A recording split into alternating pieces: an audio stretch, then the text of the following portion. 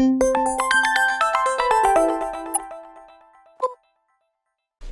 денеска започна исплатата на помошта од владата за 50 правни и 20 физички лица кои претрпеа штети во пожарот кој го зафати трговскиот центар Глобал во Струмица. Тие ќе добијат по 20% или од вкупниот буџет 13 милиони денари.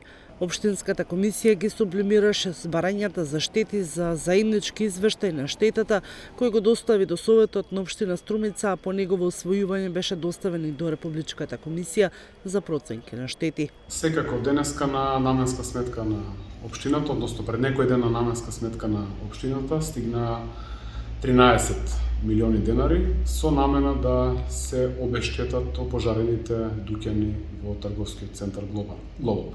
Станува збор за 50 физички, 20 правни лица, кои што има сериозни штети предизвикани од пожарот кој што се случи за жал минатата година на 3 јануари.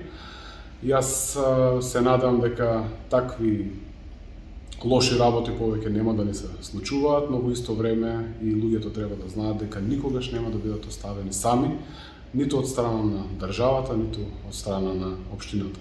Општина Струмица е спремна да излезе во пресред на сите наши граѓани, секако и на компаниите, а тоа го покажуваме и во конкретниот случај со трговскиот центар Глобал.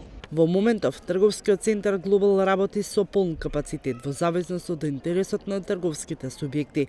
Градоначалникот Костадинов вели дека општината финансиски и со други активности во рамките на нејзините надлежности помагаше во санирањето на последиците и обновување на опожарениот дел на Глобал. Како што може да видиме и на лице место во трговскиот центар Глобал, трговијата се одвива непречено, дуќаните се веќе реконструирани, рехабилитирани, тезгите во градскиот пазар се исто така возобновени, така да таму се врши продажбата на стоката непречено.